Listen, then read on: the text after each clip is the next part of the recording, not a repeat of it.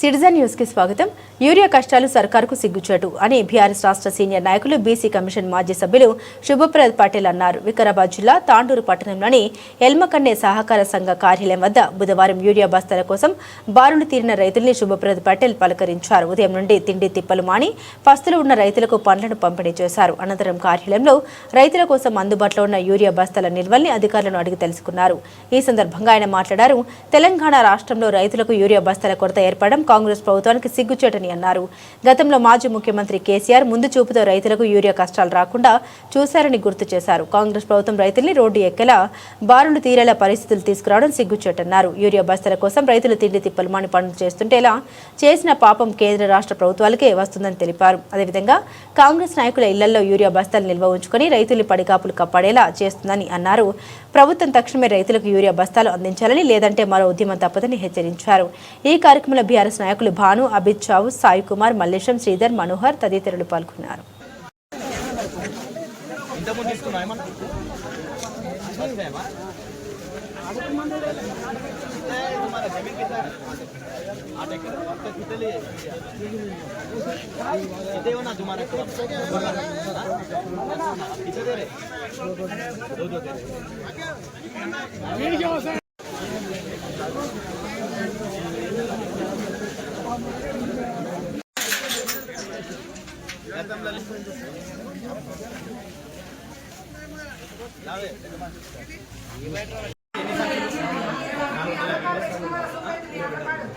ఎన్ని టోకన్లు ఇస్తున్నారు?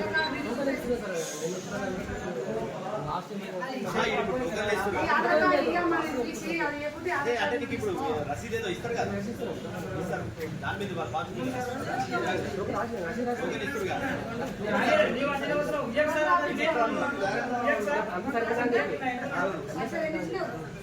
మళ్ళీ ఇప్పుడు అధికారేమో మొత్తం మీరు చేసిన 90% మంది స్టేట్మెంట్ ఇస్తున్నారు కాదు. రైతులు ఇప్పుడే ఈ రోజు వచ్చిన వాళ్ళు చాలా మంది ఉన్నారు. ఇంత ఇబ్బంది గతంలో రాలేదు కదా.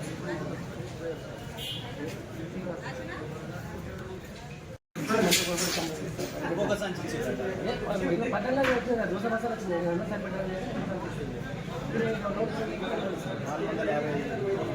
సంచులు వచ్చినాయి ఈరోజు. 600 వచ్చినాయి. ఇన్ఫ్లుయెన్స్ ఉన్న రాజకీయ నాయకులకు అందరు కూడా వాళ్ళ ఇంటికే పంపుతున్నారు. రైతులు ఆరోపిస్తున్నారు. అట్లే పంపుతలేరా? ఎందుకంటే ఇప్పుడు ఆడనేమో వ్యవసాయాధికారి గత సంవత్సరంలో 24,440 మెట్రిక్ టన్నులు పంచినము. ఈసారి 21,100 చిల్లర పంచడం ఆల్రెడీ అని చెప్తున్నాం. వాళ్ళు పంచితే ఇంతమంది రైతులు ఎందుకు వస్తారు? పనిలేదా?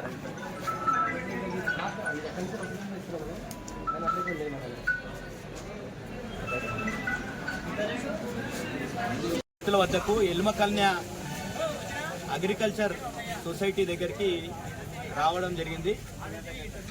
ఇక్కడ వస్తే రైతుల బాధలు చూస్తే వాళ్ళు ఉదయం నుండి పస్తులుండి ఇక్కడ లైన్లో నిలబడి ఇచ్చేటటువంటి 2 బస్తాల కోసం 4-5 గంటలు ఇక్కడ వేచి ఉండేటటువంటి దుస్థితి ఈ ప్రభుత్వంలో దాపరించింది. ఈరోజు మొత్తం రాష్ట్ర వ్యాప్తంగా ఎక్కడ చూసినా కానీ రైతులందరూ కూడా మొత్తం రోడ్లపైనకి వచ్చి వాళ్ళ పాస్బుక్లు జిరాక్సులు లైన్లలో పెట్టడం, చెప్పులు లైన్లలో పెట్టడం. ఈరోజు లైన్లలో పోలీసు వాళ్ళు రైతులను యూరియా అడిగినటువంటి రైతుల మీద దాడులు చేయడం, అక్కడ ఉండేటటువంటి లైన్లలో ఘర్షణలు చేయడం, పోలీసు వాళ్ళని పెట్టి యూరియా పంపిణీ చేయడం, ఇవన్నీ కూడా తెలంగాణలోనే ఈరోజు ఈ దానికి అద్దం పడుతుంది. మొత్తం కూడా రైతులు ఏ విధంగా కష్టాలు అనుభవిస్తున్ననే దానికి ఇక్కడ వచ్చినటువంటి ఇక్కడ చూస్తుంటే వాళ్ళ పాపం ఎంతో బాధాకరంగా వాళ్ళకు ఉన్నటువంటి 3 ఎకరాలు 4 ఎకరాల్లో వాళ్ళు వేసుకున్నటువంటి పంటలకు కొనుక్కుందాం, పైసలు పెట్టి కొనుక్కుందాం అంటే దొరికినటువంటి పరిస్థితిలో ఈరోజు యూరియా సమస్యలు ఉన్నాయి. రాష్ట్రానికి కావాల్సినటువంటి యూరియా పూర్తి స్థాయిలో సరఫరా తేవడంలో వీళ్ళు రాష్ట్ర ప్రభుత్వం, ఇవ్వడంలో కేంద్ర ప్రభుత్వం నిర్లక్ష్యం వహించి ఈరోజు రైతులందరినీ రోడ్ల మీద తీసుకొని వచ్చినటువంటి కారణం ఈ 2 ప్రభుత్వాలు, ముఖ్యంగా రాష్ట్ర ప్రభుత్వం, కేంద్ర ప్రభుత్వం. కాంగ్రెస్ ఇక్కడ, అక్కడ దేశంలో బీజేపీ. 2 మేము రైతులు రాజ్యం చేస్తామన్నా, రైతులను రాజులు చేస్తామని చెప్పిర్రు. కేసీఆర్ గారు 10,000 ఇస్తే నేను 15,000 ఇస్తా ఎకరకని చెప్పిండు రేవంత్ రెడ్డి గారు. ఈరోజు ఆ 15,000 ఎక్కడ పోనో దేవుడు కానీ ఈరోజు మేము పైసలు పెట్టి కొనుక్కుంటాం, మా పంటలకు ఎరువులు వేసుకుంటాం అని చెప్తే యూరియా బస్తా దొరికినటువంటి పరిస్థితి దుస్థితి తెలంగాణలో దాపరించింది. ముఖ్యంగా ఇది రేవంత్ రెడ్డి గారి సొంత జిల్లా. ఆయన ఇక్కడనే పక్క కొడంగల్లో ఆయన ఎమ్మెల్యేగా గెలిచి ముఖ్యమంత్రి అయినాడు రాష్ట్రానికి. కానీ ఈరోజు రైతుల పరిస్థితి చూసుకుంటే దీనంగా ఉన్నది. మహిళలు వాళ్ళ ఇళ్లలో వంటలు చేయకుండా వచ్చి లైన్లలో నిలబడే పరిస్థితి ఎందుకు వచ్చింది? ఈ రాష్ట్ర ప్రభుత్వం ఇండెంట్ పెట్టి 9,80,000 మెట్రిక్ టన్నుల కోసం ఇండెంట్ పెట్టినప్పుడు ఈ రాష్ట్రానికి 6 లక్షల మెట్రిక్ టన్నుల ఎరువులు కూడా సప్లై కాలే.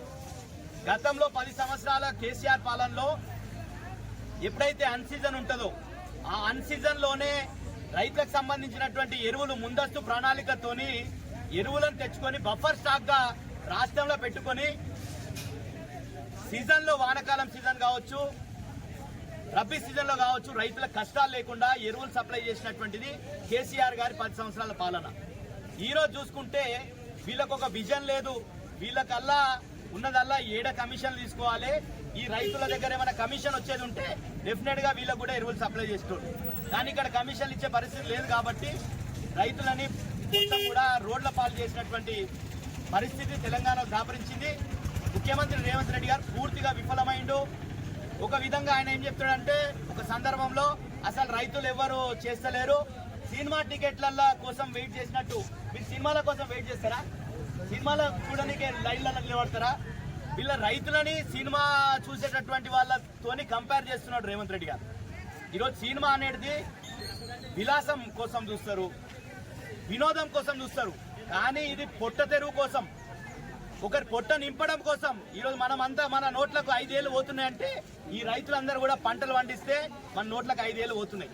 రేవంత్ రెడ్డి గారు అది మర్చిపోయి సినిమా టికెట్ల కోసం నిలబడ్డట్టు రైతులు ఎరువుల కోసం నిలబడుతున్నారు.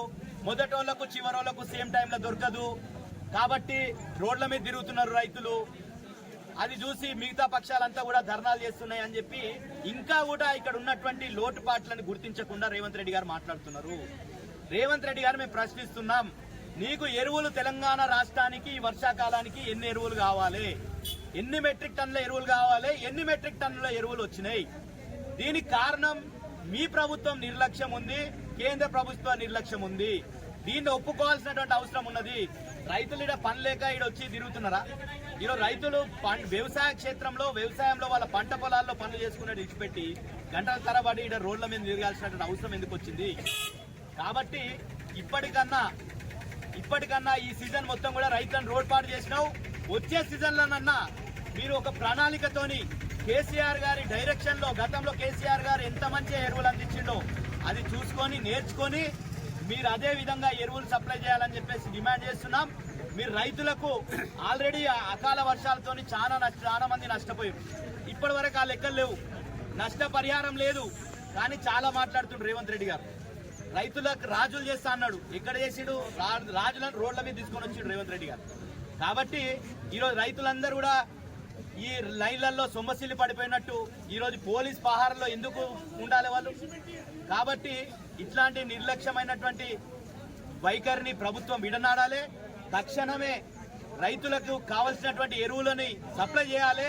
అదేవిధంగా చాలా మంది కాంగ్రెస్ నాయకులంతా కూడా బ్లాక్ చేస్తున్నారు అనేది తెలుస్తుంది. ఎందుకంటే జిల్లా వ్యవసాయాధికారి నేను ఒక స్టేట్మెంట్ ఇచ్చాడు. ఏమన్నాడు? గతం సీజన్ సంబంధించి 24,400 మెట్రిక్ టన్నుల యూరియా మేము గత సీజన్లో పంపిణీ చేసినాం.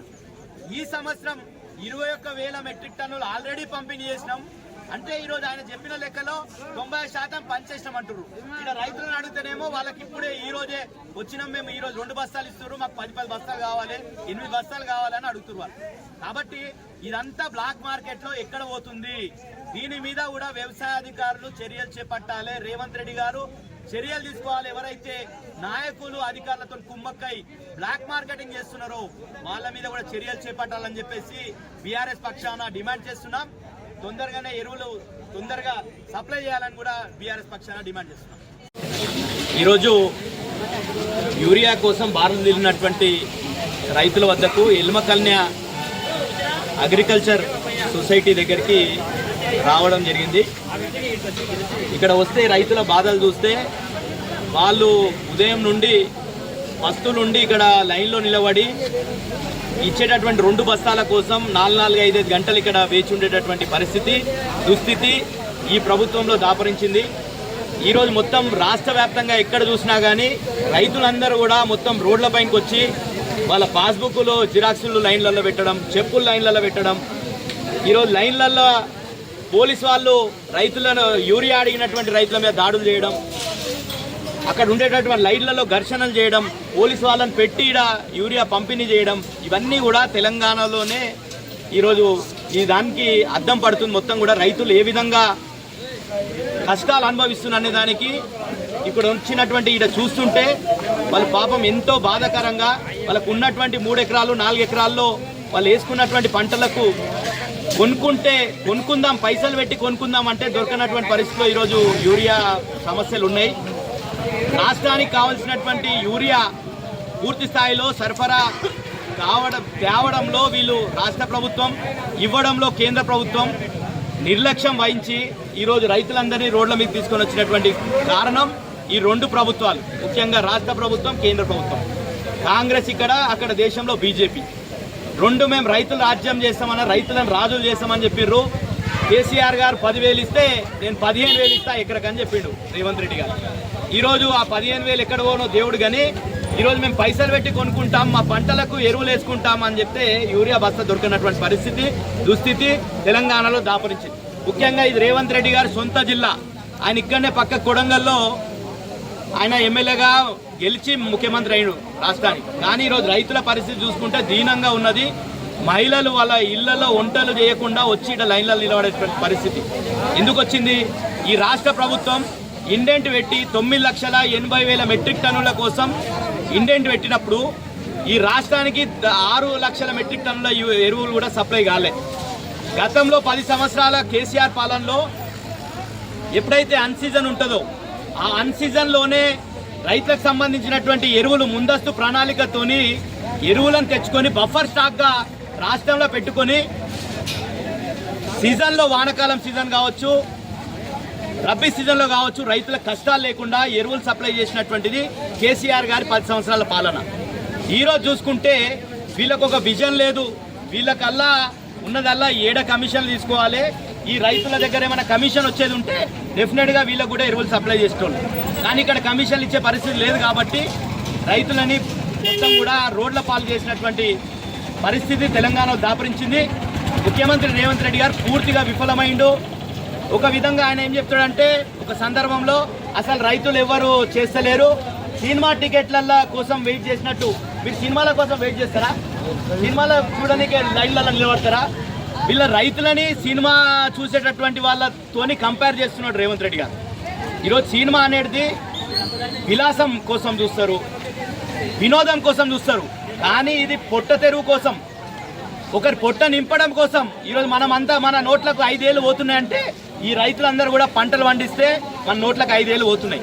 రేవంత్ రెడ్డి గారు అది మర్చిపోయి సినిమా టికెట్ల కోసం నిలబడ్డట్టు రైతులు ఎరువుల కోసం నిలబడుతున్నారు. మొదటోళ్లకు చివరోళ్లకు సేమ్ టైంలో దొరకదు కాబట్టి రోడ్ల మీద తిరుగుతున్నారు రైతులు.